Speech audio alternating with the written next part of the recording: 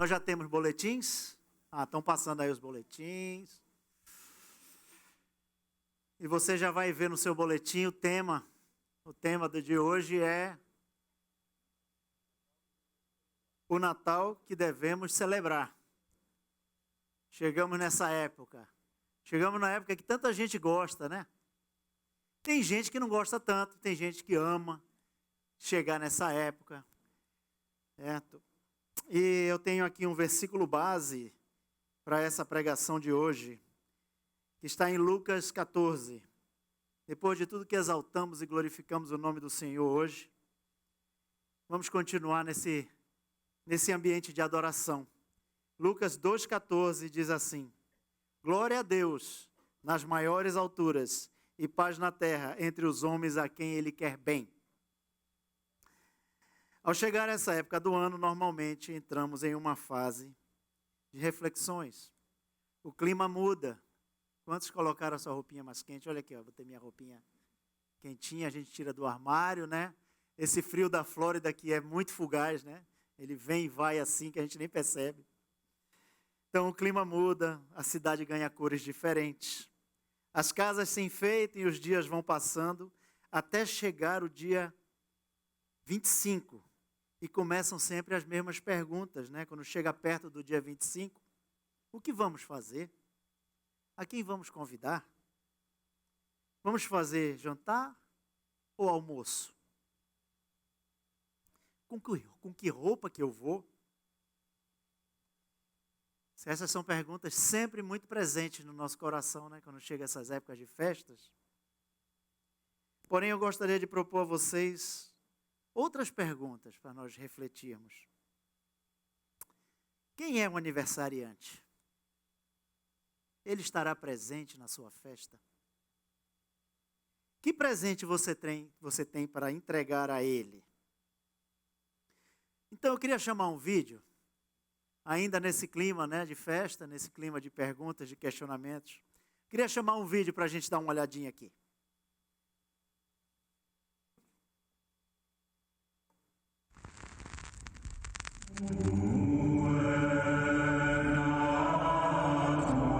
It's your time of the year, Jesus! Wow, thanks, guys. But this is a little weird.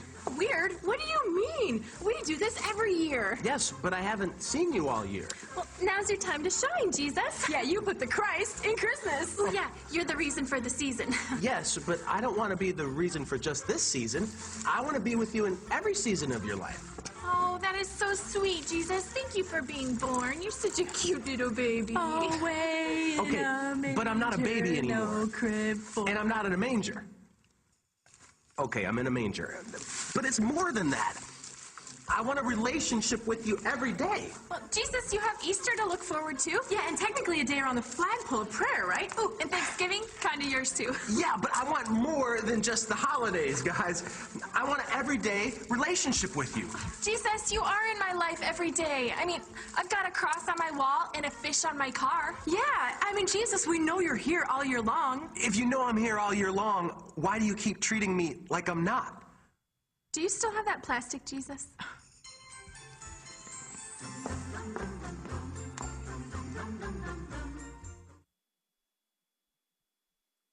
Que bonitinho, né? Que bonitinho que é o bebê Jesus, que todos os anos ele é colocado como enfeite, né? Todos os anos é feito, né, aqueles adereços e aqueles adornos, certo? E o Natal, sem dúvida, juntamente com a Páscoa, são as mais importantes datas do cristianismo. Eu colocaria a Páscoa como a mais importante nesse ranking, certo? Mas só que, apesar de aqui no Ocidente, todos nós celebrarmos Natal no dia 25 de dezembro, a Bíblia não tem data para o nascimento de Cristo. Não sei se você sabe disso. É provável, está escrito isso no seu boletim, que é provável que Jesus tenha nascido no verão, por volta de agosto e setembro. Por quê? Porque tem um relato, que nós vamos até ler, que haviam pastores pastoreando as ovelhas no campo. e não seria muito fácil pastores estarem no campo no inverno, que é a época agora de final de ano. É muito frio naquela região, então provavelmente os pastores não estariam no inverno pastoreando nas noites, principalmente à noite. Certo? Sabe-se que a primeira comemoração oficial do Natal foi em 25 de dezembro de 325 em Roma. Há indícios que algumas igrejas do século III comemoraram o Natal em 6 de janeiro. É quase certo que a igreja primitiva não comemorava o Natal. Os protestantes e católicos comemoram em dia 25 de dezembro. Já a igreja ortodoxa comemora dia 6 de janeiro.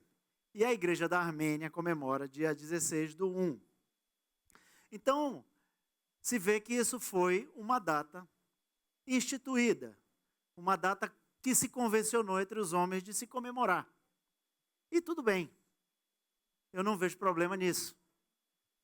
O que nós precisamos hoje, em uma reflexão e lendo o texto que nós vamos ler, o que é de fato esse Natal? Qual é o sentido? Nós vimos aí o vídeo bonitinho, né, das pessoas enfeitando o menino Jesus na manjedoura e eles dizendo, mas peraí, eu não sou mais o baby. Eu não quero apenas estar aqui enfeitando a sua casa, eu não quero estar apenas no livro, eu quero fazer parte da sua vida. Eu quero estar com você todos os dias. E nós vamos aqui para o relato do Evangelho de Lucas, no capítulo 2. O nascimento de Jesus está relatado em 2 evangelhos, em Lucas e em Mateus. Eu separei esse trecho aqui, mas eu queria incentivar você a ler os dois e fazer comparações, fazer questionamentos ao texto, pergunte para o texto. Por que um fala disso e o outro não fala daquilo? Até eu faço isso quando eu estava essa semana lendo e vendo coisas que não relata e o outro não relata. Então faça isso, pega os 2 textos de Mateus e de Lucas, que retrata o nascimento de Jesus, que nós estamos numa época muito propícia para isso, e questione o texto, pergunte para o texto, por que aqui fala disso, aqui não fala disso? Isso é importante para a sua edificação. Então vamos ler Lucas capítulo 2, a partir do versículo 1. Queria que você me acompanhasse, que é uma leitura um pouco extensa. Nós vamos ler 19 versículos. Então vamos lá. Naqueles dias foi publicado um decreto de César Augusto, convocando toda a população do império para recensear-se. O primeiro recenseamento, foi feito quando Quirino era governador da Síria. Todos iam alistar-se, cada um em sua própria cidade. José também saiu da Galileia para a cidade de Nazaré e foi para a Judeia até a cidade de Davi, chamada Belém, por ser ele da casa e família de Davi, a fim de alistar-se com Maria, sua esposa, que estava grávida. E aconteceu que, estando eles ali, chegou o tempo em que ela precisou ter a criança. Então Maria deu à luz ao seu filho, o menino primogênito. Enfaixou o menino e deitou numa manjedoura, porque não havia lugar na hospedaria. Havia naquela mesma região pastores que viviam nos campos e guardavam seus rebanhos durante as vigílias da noite. E um anjo do Senhor desceu onde eles estavam, e a glória do Senhor brilhou ao redor deles. E ficaram tomados de grande temor. O anjo, porém, lhes disse: não tenham medo. Estou aqui para lhes dizer a boa nova de grande alegria, que será para todo o povo. É que hoje, na cidade de Davi, lhes nasceu o Salvador, que é Cristo, o Senhor. Isto servirá a vocês de sinal. Vocês o encontrarão a criança envolta em faixas, deitado em uma manjedoura. E de repente apareceu com o anjo uma multidão do exército celestial, louvando a Deus e dizendo: glória a Deus nas alturas. Repita: glória a Deus nas alturas. e paz na terra aos homens a quem ele quer bem. Quando os anjos se afastaram deles e voltaram para o céu, os pastores disseram uns aos outros: vamos até Belém e vejamos os acontecimentos que o Senhor nos deu a conhecer. Foram depressa e encontraram Maria e José e a criança deitada na manjedoura. E vendo isso, divulgaram o que lhes tinha sido dito a respeito deste menino. Todos os que ouviram se admiraram das coisas relatadas pelos pastores.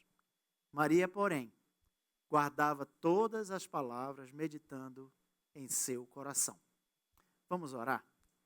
Senhor Deus Todo-Poderoso, nós te pedimos, Pai, a tua misericórdia, o teu temor, Paizinho, que venha sobre nós aqui, porque nós estamos tratando de um texto em que é fundamental, é marcante e é talvez o evento mais importante que aconteceu na história da humanidade. Muito obrigado, Paizinho, por poder ter o teu texto, ter a tua palavra, para juntos meditarmos em cima dele. Te peço, Espírito Santo, que o Senhor seja o nosso direcionador. Nesta manhã, vem sobre a vida de cada um, direcionando e ensinando.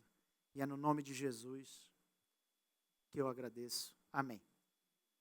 Bom, eu quis trazer primeiro aquela breve explicação sobre Natal, sobre datas, sobre como as diferentes culturas, para nós analisarmos o que de fato tem relevância. Vocês viram que nesse texto que nós lemos, não é simplesmente uma narrativa comum, porque você acha, aqui para nós, não é muito comum um anjo aparecer para divulgar algo e dar uma notícia como essa. Menos comum ainda é o exército celestial descer e começar a cantar louvores. Você imagina esse concerto que houve naquela noite em Belém, nos céus. Vocês já viram algo parecido? Tem alguém aqui? Levante a mão para eu ver você. Se você já viu algo parecido. O exército celestial apareceu no céu para simples pastores. Gente, pastores eram pessoas simples. Mas coube a Deus aparecer para aqueles homens que estavam pastoreando suas ovelhas e dar a maior notícia que a humanidade já poderia ter recebido.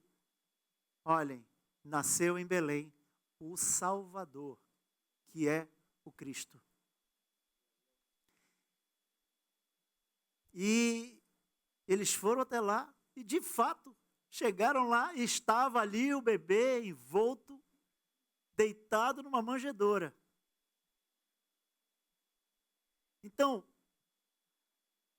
ao vermos esse Cristo retratado, coisa que nós costumamos ver todos os anos, né?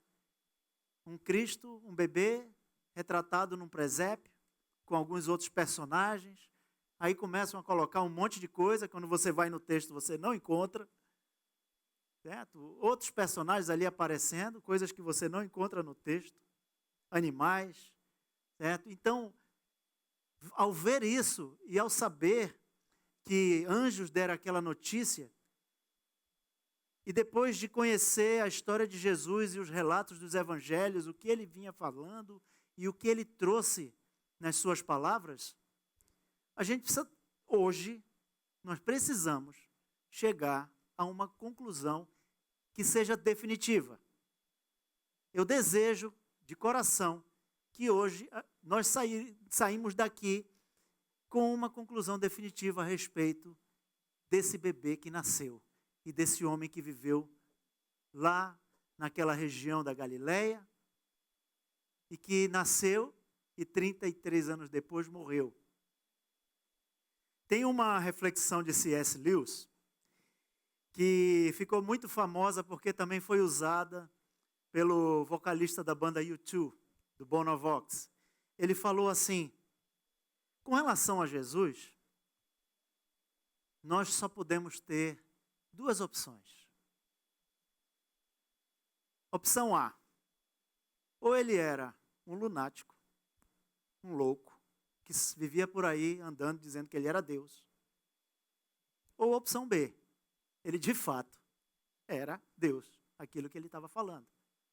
Porque você vê muitas pessoas e muitas culturas e muitas pessoas falando no nome de Jesus e se referindo a ele como um profeta, se referindo a ele como um grande mestre, se referindo a ele como o homem mais sábio.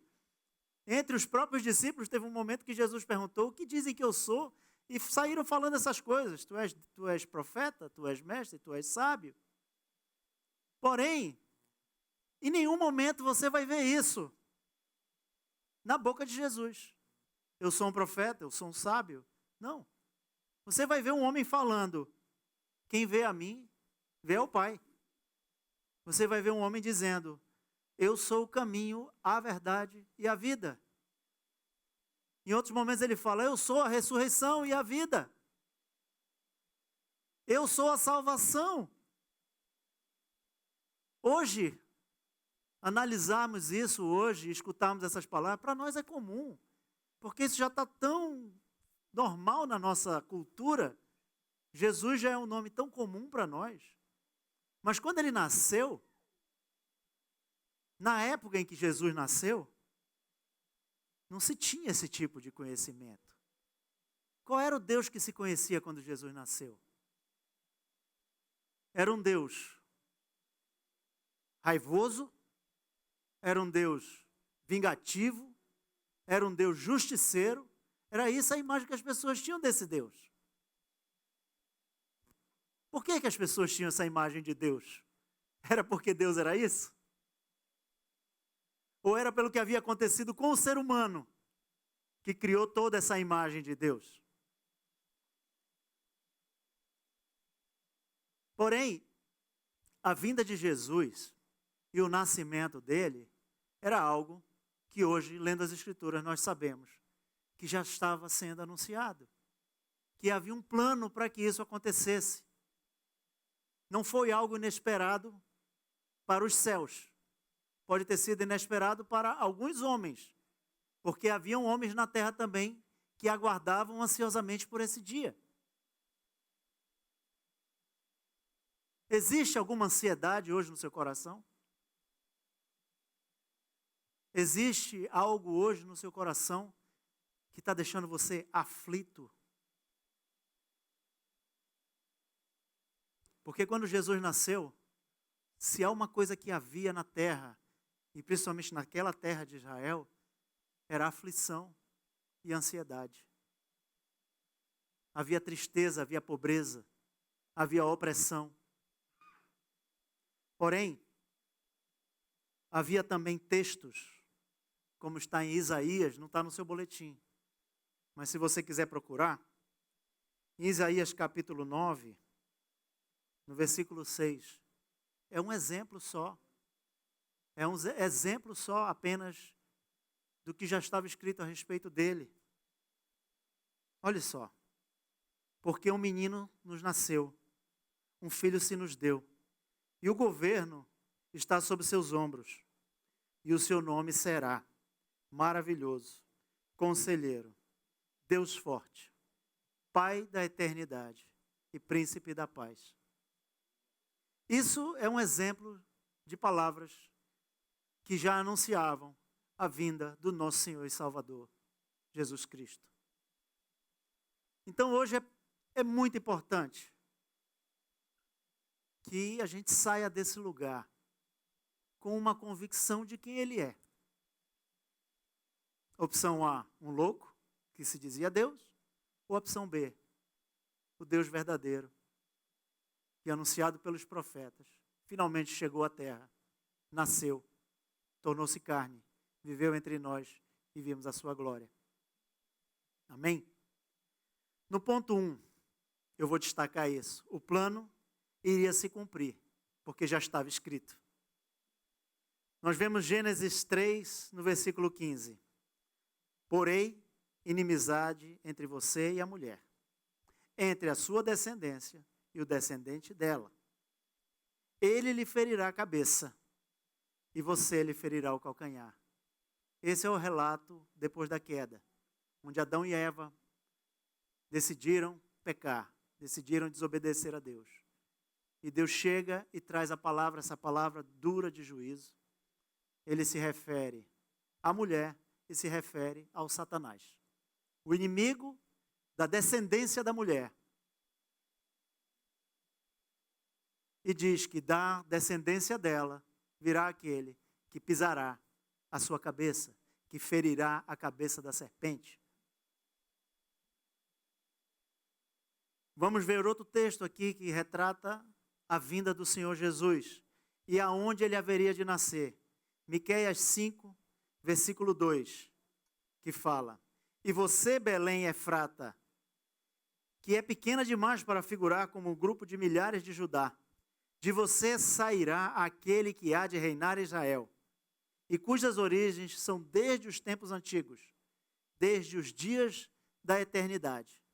Belém era um lugar insignificante. Eu não estou falando de Belém do Pará, porque é uma grande metrópole, certo? Uma grande metrópole, onde eu tive a honra de nascer, certo? Estou falando de Belém lá da Judéia. Era uma cidadezinha pequena, uma cidade insignificante mesmo, não tinha nenhuma relevância naquele contexto. E por que será que José e Maria, que viviam na região de Nazaré, tiveram que descer até a Judéia para nascer em Belém? Ela não podia já esperar ali naquele lugar mesmo e ter seu filho ali, e ele crescer ali? Mas nós lemos que já tinha sido escrito a respeito disso. Já tinha sido escrito a respeito de onde ele nascer. Mas aí, Deus tem os seus planos. Vocês têm seus planos aqui? Todo mundo tem planos, não tem? Espero que agora, no mês de dezembro, você já está fazendo as suas resoluções para o ano que vem. Certo? Domingo que vem nós vamos estar falando um pouco sobre esses planos, certo? E eu creio que Maria e José, eles já tinham tudo planejado também. Porque, se você for no relato de Mateus, Maria estava já prometida em casamento para José. Ela era uma virgem, muito jovem, ainda na adolescência. Provavelmente talvez entre os 14 e os 16 anos de idade. Mas naquele tempo, as moças eram dadas em casamento nessa idade, nesse tempo. E ela tinha os planos dela de casar, de ter seus filhos, de formar sua casa, certo? Já tinha um marido, porque já podia se chamar de marido naquela cultura, porque diz a palavra que eles já estavam desposados, ou seja, eles já eram prometidos, já existia o acordo, já existia o acerto. Só não havia sido consumado o casamento. Então eles estavam cheios de planos. De repente aparece um anjo para Maria e disse assim para ele: você é muito bendita entre as mulheres, você é agraciada. Falou: salve agraciada para ela. E ela tremeu naquele momento. E ele falou: porque de ti virá o Salvador. Você ficará grávida. Ela disse: mas como grávida? Eu sou uma virgem, ainda não sou nem casada. Não, virá o Espírito Santo sobre você e você ficará grávida. Vocês conhecem alguém que ficou grávida do Espírito Santo? Aqui, alguém conhece? Então José também, que estava ali sonhando com aquele dia, eu sei disso porque teve um momento da minha vida que eu estive na expectativa de casar e estive sonhando mesmo, quase não dormia à noite. Não conseguia dormir, até porque eu ficava também no telefone com a minha amada, né? Até nas madrugadas, sabe? Vocês sabem, quem sabe o que é isso aqui? Ficar no telefone, ficar batendo papo, e, né, fazendo planos e tudo. Mas o que eu quero dizer com isso é que nós fazemos planos. Eu não quero passar agora todo para o texto de Mateus para a gente falar desse relato. Não, hoje eu quero me concentrar em Lucas. Mas eu sei que nós fazemos planos. E estava tudo planejado entre Maria e José para ter aquele menino e tudo. Porém, naqueles dias, vamos ler Lucas 2, de 1 a 4. Diz assim: naqueles dias foi publicado o decreto de César Augusto convocando toda a população do império para recensear-se. O primeiro recenseamento foi feito por Quirino, que era governador da Síria. Todos teriam que sair e alistar-se, cada um na sua própria cidade.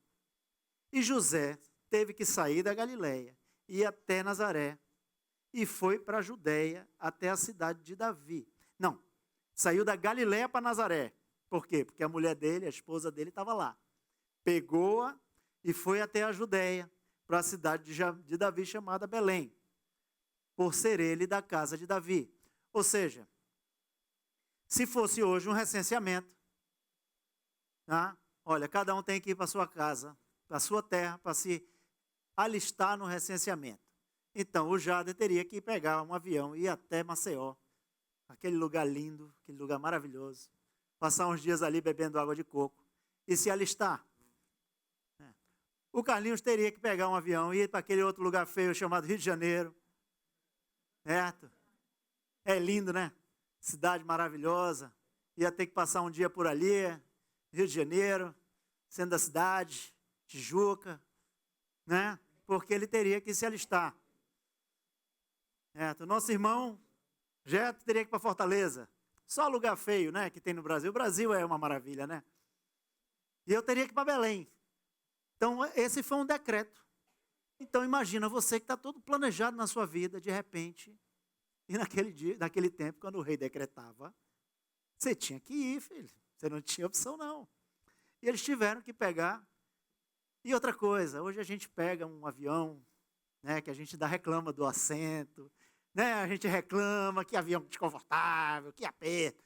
Naquele tempo que eles tinham um jumentinho, e olhe, era uma riqueza ter um jumentinho, para pegar uma mulher já com barrigão, colocar em cima e ir naquelas estradas entre Nazaré e Belém, puxando. Você pode imaginar uma coisa dessa? Então, muitas vezes, você está com tudo planejado, de repente, tem que mudar os planos, a gente fica bravo. Né? A gente fica muitas vezes, não sei vocês, mas eu não gosto. Quando está tudo planejado, está na hora de sair, está chegando o dia, de repente, o plano tem que mudar.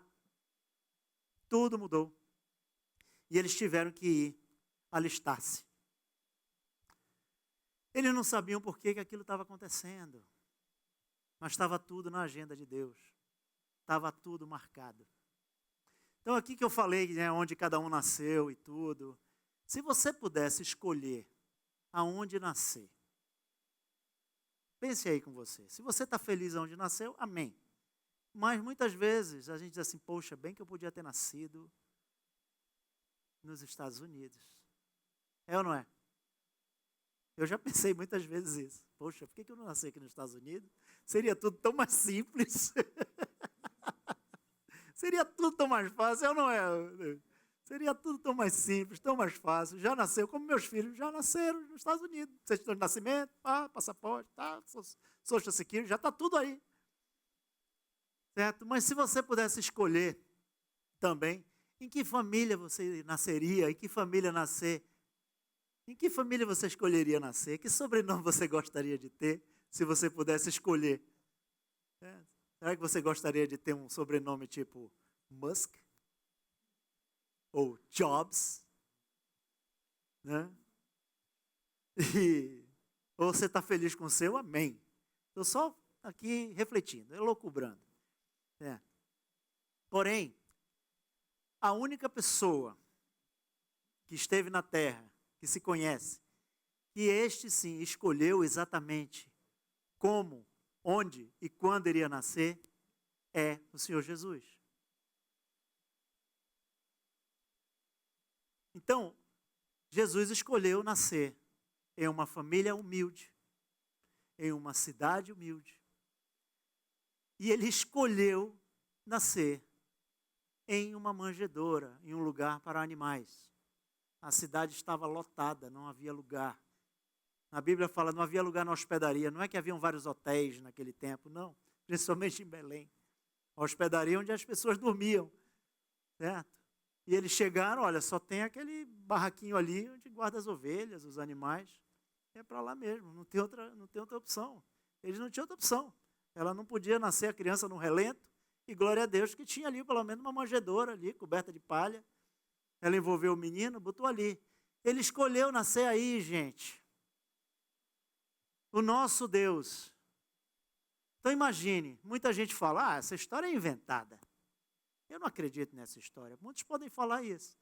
Mas aqui entre nós, você acha que se a gente fosse criar uma história em que o Rei dos Reis nasceu, você escreveria que ele nasceu numa estrebaria? Você escreveria uma coisa dessa? Quem que você ia querer convencer com uma história dessa? Não era muito mais fácil dizer que ele nem nasceu bebê, que ele já veio grandão, poderoso, forte, bonito, com a coroa na cabeça? Era muito mais fácil escrever uma história dessa. E 2000 anos depois, as pessoas estariam convencidas. Não. Ele era o rei. O nome dele está gravado na história. Mas ele escolheu nascer assim. E por qual motivo você acha que Jesus escolheu vir como uma criança? Porque não se tinha parâmetro para Deus. Não se tinha o que comparar, porque a palavra fala que Deus é santo. Santo quer dizer separado. Então não havia nada na terra que se pudesse comparar a Ele. Por exemplo, se você chegar com uma pessoa e disser assim, você já tomou café? Não, nunca tomei café. Digamos uma pessoa que nunca viu café na vida dela. Você tem como explicar para ela, olha, café é um líquido, uma bebida muito consumida. É preto, é escuro, quer dizer, é escuro, ele é um pouco amargo. Então você tem parâmetros, está entendendo?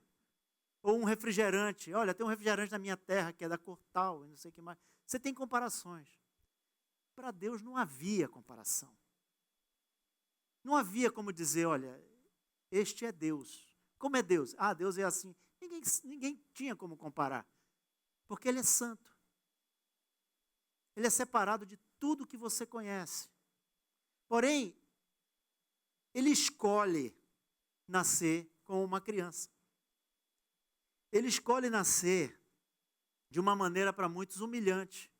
Mas deixa eu dizer uma coisa para você. Para Jesus, até nascer no palácio, com todo o luxo e com todo o requinte do mundo, seria uma humilhação. Porque Ele é rei. Você entende isso? Ele já reinava nos céus, junto com o Pai, com o Espírito Santo. Ele é criador de todas as coisas, minha gente. Pela sua palavra tudo se criou. Pela sua palavra, aquilo que não existia passou a existir. E Ele decide vir como um ser humano, ainda mais como um bebê, para ser cuidado por uma adolescente, uma menina, que ia ter que limpar Jesus. Jesus teve que ser limpo, teve que limpar o bumbum dele. Ele teve que aprender a engatinhar, teve que aprender a andar, teve que aprender a falar. Você já imaginou o Rei dos Reis, o Deus Todo-Poderoso? Teve que passar por todas as coisas. Mas por que Ele quis fazer isso? É a minha pergunta que eu venho fazer hoje. Por que Ele precisava fazer isso? Ele fez isso porque Ele precisava se relacionar. Ele veio para mostrar quem era o Pai. Por isso que Ele fala, quem vê a mim, vê ao Pai. Ele queria se relacionar com o ser humano. E por isso que Ele veio como um bebê. Para nascer como nós nascemos, para crescer como nós crescemos, para viver todas as aflições e as dificuldades de um ser humano na terra. E ainda mais, escolheu ser pobre. Escolheu viver numa região desfavorecida para ter esse relacionamento conosco. Então hoje, assim, depois de conhecer e saber que Ele decidiu abrir mão, é porque é um relacionamento. É um relacionamento. Cadê os casados aqui? Quem é casado sabe que um relacionamento precisa haver o quê? Um relacionamento? Diálogo. Mas o diálogo às vezes não resolve. Às vezes o diálogo piora as coisas. Renúncia. Renúncia. Né? Tem gente aqui que está querendo casar, né? Tem gente aqui que quer casar, quer ou não quer? Já ouviu essa palavra? Renúncia. Olha, a noite de núpcias é maravilhosa. Mas no dia seguinte o sol nasce de novo. Tem que começar tudo de novo. Então precisa ceder. Precisa renunciar. Certo? E nada mais, nada menos, nós temos um Deus que resolveu abrir mão. Olha o que diz Filipenses, capítulo 2, de 5 a 8. Diz assim: tenham em vocês, olhe para mim. Alan, olha para mim, não se esconde aí não. Olha para mim. Tenham em vocês o mesmo modo de pensar de Cristo Jesus, que mesmo existindo em forma de Deus, não considerou o ser igual a Deus algo que deveria ser retido a qualquer custo. Pelo contrário, ele se esvaziou, assumindo a forma de servo, tornando-se semelhante aos seres humanos. E reconhecido em figura humana, ele se humilhou, tornando-se obediente até a morte, e morte de cruz. Tá? Então, ele veio para ser este e para que nós nos espelhemos nele. Então, tenham em vós, o apóstolo Paulo está falando, tenham em vós este mesmo sentimento. Porque se o nosso Deus, que já existia em forma de Deus, ele não achou que aquilo era algo que ele não podia abrir mão, que ele podia ficar agarrado com aquilo. Não, não posso abrir mão. Ele abriu mão de tudo isso. E se tornou servo. Ele não veio e se tornou rei, ele veio para ser servo. E através da servidão dele é que nós devemos nos espelhar. Então, se ele abriu mão de tudo isso, e nós precisamos aprender que muito mais nós temos que abrir mão e renunciar e ceder, porque é um relacionamento que Deus quer ter conosco. Nós vimos ali no vídeo, ele se levanta da mão de Jesus. Gente, eu quero relacionar com vocês. Eu não quero ter um dia no ano, ou 2 dias no ano no seu calendário. Eu quero ter um relacionamento íntimo. Eu quero ter um relacionamento verdadeiro. Eu estou aqui, hello, eu estou aqui. Jesus está gritando hoje para você, hello, eu estou aqui. Eu quero me relacionar com você. Eu quero sentar ao seu lado. Eu quero estar com você nos momentos difíceis. Eu quero estar com você nos momentos alegres. Eu quero ser Deus na sua vida. Agora, como conhecer? Ponto 3. Como conhecer a Deus? Como conhecer este Jesus? Como eu já falei, não havia comparação. O ser humano começa a estudar e crescer e se achar muito sábio. Olha, os russos, eles foram os primeiros a lançar um foguete para o espaço e dar uma órbita na Lua. Cara, esses caras voltaram para a Terra muito metidos. Teve um deles, olha o cara fala, ele fala assim, nós somos ateus. Por quê? Porque não há Deus. E como você sabe que não há Deus? Porque nós subimos lá e não havia ninguém. Olha só o pensamento do cara. Para você ver, né? Que tipo de comparação que o ser humano tem a audácia de fazer com relação a Deus. Ele acha que nós estamos aqui no primeiro piso e Deus está lá no segundo piso. Certo? Como se ele estivesse lá no segundo piso. Mas não é esse. Esse não pode ser o parâmetro para Deus. Ele não está no segundo andar. Deus é aquele que escreve a história.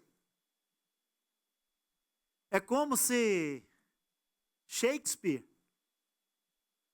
ou os seus personagens, Romeu e Julieta, quisessem falar sobre o seu escritor. Você vai ler Romeu e Julieta, não tem nenhum relato de que Romeu e Julieta sabem quem é Shakespeare. Não. A única maneira seria Shakespeare reescrever aquela história, colocando ele mesmo dentro. E interagindo com os personagens. Dizer assim, não, peraí, não se mata não, peraí, não é assim. Era a única maneira. Vocês estão entendendo? Deus é aquele que escreve a história. Deus é aquele que resolveu se colocar dentro da história. De interagir conosco dentro da história. A sua história foi totalmente reescrita a partir do momento que ele nasceu. Ou a partir do momento que você decidir, Senhor, eu quero isso para mim. Senhor, eu quero que essa história seja reescrita na minha vida. Eu não quero mais, toma a caneta da minha mão. Isso é o que você pode fazer. Ele não vai arrancar a caneta da sua mão. Você tem que entregar para ele, dizer assim, pode escrever. Porque queira você ou não, ele estará escrevendo a história. Então ele não está no segundo andar, como esses astronautas aqui falaram. Ah, nós fomos lá, não tem ninguém. Oh, meu Deus do céu. A palavra de Deus fala que ele mediu o universo com a palma da sua mão. A palavra de Deus fala que ele pega os oceanos, que o ser humano nem conhece, e coloca aqui, nas suas mãos, os oceanos. Estão entendendo o tamanho desse Deus?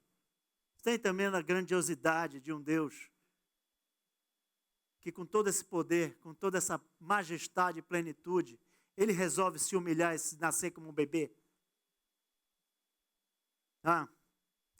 Ele é um ser de um tamanho tão grande que nós não poderíamos nem olhar para ele face a face. Chegou um momento que Moisés diz assim, deixa eu te ver face a face, de tão maravilhado que ele estava. Ele falou, não, Moisés, eu vou te colocar dentro de uma brecha, porque você não pode me olhar face a face. É como hoje você sair aqui, está um dia bonito, e querer olhar diretamente para o sol. Alguém consegue? Se você ficar olhando diretamente para o sol, você vai queimar sua retina. Então você precisa de uma lente para olhar para o sol. Né? Se você colocar uma lente bem poderosa, você pode até fotografar o sol, existem... Porque nós não podemos, os nossos olhos não podem contemplar. Pois Jesus é essa lente. Jesus é esse que veio para poder nós olharmos para ele e contemplarmos o Pai. Esse é o Senhor Jesus. Como está em João 1,14, um verbo muito conhecido. E o verbo, um versículo muito conhecido. E o verbo se fez carne e habitou entre nós, cheio de graça e de verdade, e vimos a sua glória, glória como do unigênito do Pai. Agora sim nós podemos contemplar a Deus. Certo? Todas as religiões do mundo têm um grande homem. Todas as religiões do mundo têm um profeta, têm um sábio, tem alguém que ensina um caminho, suposto caminho. Não, faça isso que você vai alcançar um nível superior. Faça isso que você vai chegar a Deus. Faça isso que você vai ter uma recompensa em Deus. Só que o cristianismo é diferente. O cristianismo é o único em que um Deus que reconheceu no ser humano a sua incapacidade de chegar até a Ele, o que ele fez? Não, o homem não tem capacidade por ele mesmo de chegar aos céus. Então vamos fazer o seguinte, vamos descer os céus até Ele. Então é uma invasão dos céus na sua vida, é uma invasão dos céus na nossa história, para que Ele possa ter esse relacionamento. Como no Antigo Testamento se falava, Ele será Emanuel, Deus conosco. Você já pensou no seu presente de Natal? Se você acha que é digno de receber algum presente, pois esse é o seu presente. Deus conosco. Seu presente se chama Emanuel. Vamos seguindo. Mateus 2,11. Entrando na casa, viram o menino com Maria, sua mãe. Prostrando-se, o adoraram e, abrindo seus tesouros, entregaram-lhes suas ofertas: ouro, incenso e mirra. Então isso aqui já está no Evangelho de Mateus, onde magos do Oriente, se você vê hoje, existem também representações no presépio de homens que chamam de reis. Reis magos, e botam 3, né? A Bíblia não fala quantos eram, a Bíblia nunca chamou esses homens de rei. A Bíblia falou que eram magos que viviam no Oriente, que observavam as estrelas, e viram a estrela que brilhou no céu. E disse, vamos até lá. Eles foram também visitados por uma revelação de Deus, e por causa disso eles vieram. E a palavra relata que trouxeram ofertas. Quando encontraram, o adoraram. e entregaram suas ofertas. Primeira, ouro. Ouro sempre foi o metal mais valioso da terra, sempre teve valor, até hoje tem valor. E o que significa isso? Simboliza isso de que ele é rei. Era um presente para reis. Incenso reflete o seu caráter divino e profético. E mirra. Vocês sabem para que era servido mirra? Para que servia mirra? A mirra era usada para preparar a unção do corpo dos mortos. Existia nessa cultura. Eles ungiam o corpo do morto usando mirra, que também era muito valioso. Então, que sentido faz um bebê que está nascendo receber mirra? Se não já uma visão profética de alguém que reconhece que ele é rei, que ele é divino e que ele veio para morrer. A humanidade não precisava de mais um rei. Muitos já haviam visto e muitos ainda haveriam de vir. A humanidade precisava de um Salvador. A humanidade precisava de um Redentor. Por isso que ele veio à Terra. E por isso que Deus quis se revelar a estes que reconheceram já no seu nascimento. E no ponto 4, o que eu preciso fazer? Então vamos estudar? É muito bom estudar. Você pode passar a sua vida inteira estudando. Vou dedicar minha vida a uma tese, Jesus. Passar a sua vida inteira estudando sobre Jesus, pegando relatos, buscando manuscritos, buscando originais, fazendo faculdades, fazendo seminários. Pode passar a sua vida inteira fazendo isso. Mas isso não será suficiente para você ter a verdadeira revelação de quem é Deus, de quem é Jesus. Porque nós vemos esses personagens, todos os personagens da Bíblia, que reconheceram quem era Jesus, eles só obtiveram esse conhecimento através de revelação. Então, o que nós precisamos fazer todos os dias é pedir a Deus: Senhor, revela-te a mim todos os dias. Senhor, eu preciso da revelação de quem o Senhor é.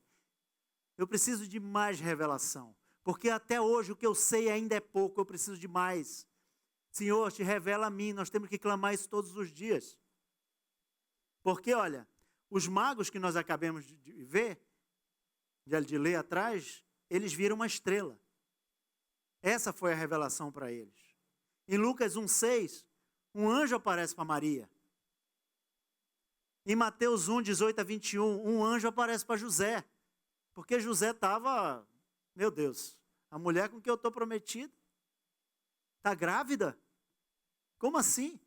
O que você ia pensar? O que você pensaria se você estivesse no lugar de José? E ele foi assim, ele poderia ter levado ela para ser apedrejada. Mas esse homem recebe a visita de um anjo, porque ele já ia fugir. Olha a nobreza desse homem. Um dia nós precisamos pregar aqui sobre ele. A nobreza de José, apesar de ter um relato muito pequeno sobre ele na Bíblia. Ele disse: não, eu vou fugir, porque pelo menos vão poupar a vida de Maria. Né? Porque vão pensar assim, o cara abusou dela, abusou da moça e sumiu. Mas um anjo aparece para ele. Diz assim: não faça isso. O que ela está esperando é o Salvador, é o Espírito Santo. Em Lucas 2, 8, 14, não, em Lucas 2, 26, o Espírito Santo revela a Simeão que Jesus era o Messias. Simeão era um homem temente a Deus que vivia no templo, clamando pela vinda do Messias. Ele vivia no templo orando, esperando por aquele Salvador. E no dia que ele vê o bebê, ele pegou o bebê nos braços e faz aquela linda oração que ele fala: Senhor, despede em paz o teu servo, porque os seus olhos já viram a sua glória. Ele não poderia fazer isso se não fosse através de uma revelação dos céus para ele. Hoje o véu precisa ser rasgado na sua vida. Hoje você precisa pedir para ele: Senhor, revela-te a mim. Em Lucas 10, de 21 a 22, diz assim, o Senhor Jesus: naquela hora, Jesus exultou no Espírito Santo e exclamou: Graças te dou, ó Pai, Senhor do céu e da terra, porque escondestes essas coisas dos sábios e instruídos e revelaste aos pequeninos. Sim, ó Pai, porque assim foi do teu agrado. Tudo me foi entregue por meu Pai. Ninguém sabe quem é o Filho, a não ser o Pai. E também, ninguém sabe quem é o Pai, a não ser o Filho. E aquele a quem o Filho quiser revelar. Clame ao Filho. Clame ao Pai. Revela-te a mim. Para que eu possa finalmente vir a celebrar o verdadeiro Natal. Então, não queira ser grande. Não queira ser famoso. Olha esse texto que nós acabamos de ler. Ele revelou isso a quem? Aos pequeninos. Eu orei aqui um trecho que fala que Deus habita no alto e sublime trono, mas também com os humildes e contritos de coração. Tenha um coração quebrantado. Eu queria até trazer um testemunho que essa noite eu tive um sonho ruim. Estava comentando com a minha esposa. Eu tive um sonho ruim essa noite. Eu sonhei que eu estava num presídio no Brasil, preso. E dentro daquele presídio, tinha um grupo ali que queria me pegar para me dar as boas-vindas, né? Sabe? Tinha um grupo ali que queria me pegar e estavam perseguindo dentro do local. Certo? E tinha muita gente ali. E eu estava desesperado, indo de um lado para o outro, fugindo daqueles homens que, vez por outra, estavam querendo me pegar. Até que tinha um rapaz assim, e parecia que aquele rapaz era um pouco mais simpático e tal a mim, e eu me aproximei dele, comentei com ele o que estava acontecendo. Olha o que eu escutei no meu sonho. O rapaz disse assim: se quebrante, meu filho. Ele falou assim, não, ele falou com essas palavras: se quebrante, meu irmão. O sonho era tão ruim, sabe aquele sonho que você acorda, dorme e continua sonhando? Olha só o que aconteceu essa noite. E eu estava angustiado e realmente naquele sonho, em momento nenhum, eu clamei a Deus. Em momento nenhum. Espero que esse sonho me ensine, né? O cara fala para mim: se quebrante, irmão. E eu acordei com aquela sensação, né? Já acorda orando, né? Nesses dias a gente já acorda, né? Pedindo a Deus: Deus, tem misericórdia da minha vida. Porque teve muitos homens que, por causa do Evangelho, por causa da justiça de Deus, foram perseguidos. E é bonito a gente ver testemunhos de homens que foram libertos, tiveram livramento, né? Tiveram livramento nos momentos de muita angústia, de perseguição. Mas esses são exceções. Até hoje existem cristãos sendo mortos, sendo torturados, sendo perseguidos por causa do Evangelho. E nem sempre Deus vai livrar. Muitas vezes vai, né, como nós já vimos, temos relatos nas Escrituras, de homens que foram torturados, cerrados ao meio, apedrejados, atravessados por lança. E a palavra de Deus para cada um de nós: se quebrante, irmão. Você acha que está passando por luta? Você está passando por dificuldade? Você está angustiado? Você está deprimido? Se quebrante, irmão. Se quebrante, irmã. Está difícil? Se quebrante. Abra seu coração, despeje diante dele. Peça a graça de Deus. O Senhor me dá graça para viver o que eu estou vivendo. Você acha que está vivendo um momento também muito bom na sua vida? Tem dinheiro na conta, tem contrato, está tudo bem, vou viajar ou não? Se quebrante, irmão. Se quebrante, irmão, isso não é tudo. Isso passa. Essas coisas se vão. O que nós precisamos é da graça de Deus. O que nós precisamos é do Espírito Santo de Deus. Ponto 5, que é o título da mensagem. Que Natal devemos celebrar? Crer não é somente acreditar. Crer em Deus é mudar sua vida através de revelação. Porque se você crê que Ele verdadeiramente é Deus, não tem como não seguir as suas palavras. Não tem como obedecer os seus mandamentos, gente. Crer em Jesus não é um acessório. Não é uma nova filosofia que você vai acrescentar para a sua vida. Não é uma tinta bonita que você vai pintar a sua casa. Não é um presépio que você vai colocar para enfeitar a sua casa na noite do Natal. Crer em Jesus é derrubar a casa toda e começar desde lá do alicerce. Nós falamos aqui de Maria e José, só 2 exemplos de como a vida deles se colocou de cabeça para baixo. Por quê? Porque Deus quer pegar você e mudar o seu alicerce. Isso que está acontecendo, essas coisas que acontecem, que angustiam você, é o menino Jesus nascendo dentro de você. É o menino Jesus querendo matar você e nascer para você nascer de novo. É a velha natureza que precisa morrer. Então não se espante com as dificuldades que você tem que viver, porque você não é desse mundo. Porque Jesus, Ele falou, assim como me odeiam, odiarão a vocês. Mas se você quiser passar uma vida meia boca, onde que, vamos celebrar, eu não estou falando mal de quem celebra Natal.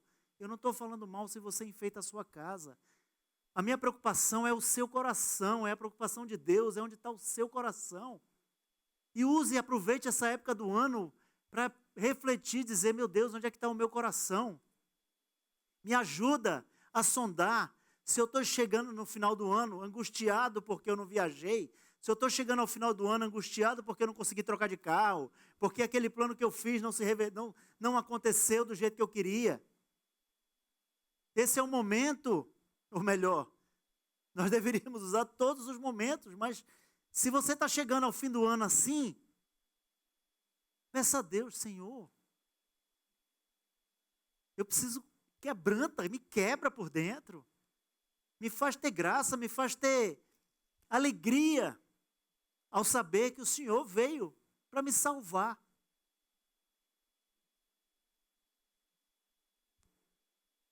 Então, como eu falei, não é apenas acreditar, é crer.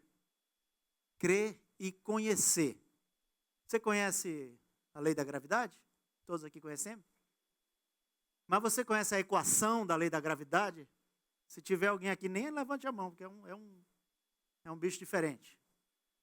Né? Você acredita que existe a lei da gravidade, certo? Se eu chegar aqui, né, inesperadamente não estiver olhando e seguir adiante, eu vou cair. Eu sei disso e eu dou um passo atrás. Por quê? Porque eu sei que há. Quer eu queira ou não, a lei da gravidade está aí. E nos mantém aqui sentadinhos, certo? Num prédio, porque existe uma lei. Deus é a lei maior que existe nas nossas vidas. Quer você queira ou não. E muitos ainda que dizem que acreditam, vão adiante e se jogam nos precipícios da vida. Que não querem ouvir que existe uma lei maior, que existe um Deus supremo. E seguem adiante, continuam se jogando nos precipícios, sofrendo as consequências. Essa palavra é para mim. Entende?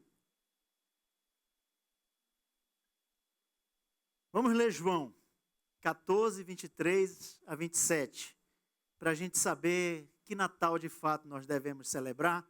Queria chamar os irmãos do louvor, para parecer que a gente vai encerrar esse momento.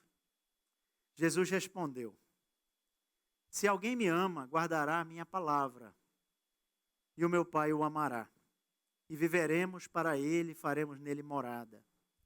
Quem não me ama, não guarda as minhas palavras. E a palavra que vocês estão ouvindo não é minha, mas do Pai que me enviou. Tenho dito isto enquanto estou com vocês.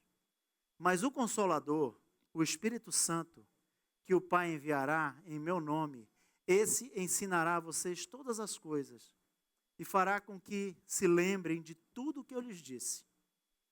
Deixo a vocês a paz. A minha paz lhes dou. Não lhes dou a paz como o mundo dá. Que o coração de vocês não fique angustiado e nem com medo. Celebrar o verdadeiro Natal é crer em Jesus e receber o maior presente da sua vida, que é tornar-se morada de Deus. O Espírito do próprio Deus habitará em todo aquele que nele crê. Irmãos, então, o maior presente que nós podemos receber desse Natal já foi dado. Não só no seu nascimento, não só na sua morte, mas com a sua morte, houve a maior de todas as promessas. Eu vou para o Pai e enviarei a vocês o Consolador. O Espírito de Deus, Ele quer habitar dentro de nós. Muito se fala o Espírito do Natal. Eu não conheço, não estou nem aí para o Espírito de Natal. Estou preocupado é que o Espírito de Deus habite no meu coração. Esse é o presente de Natal que eu quero para mim. Esse é o presente de Natal que eu desejo para você.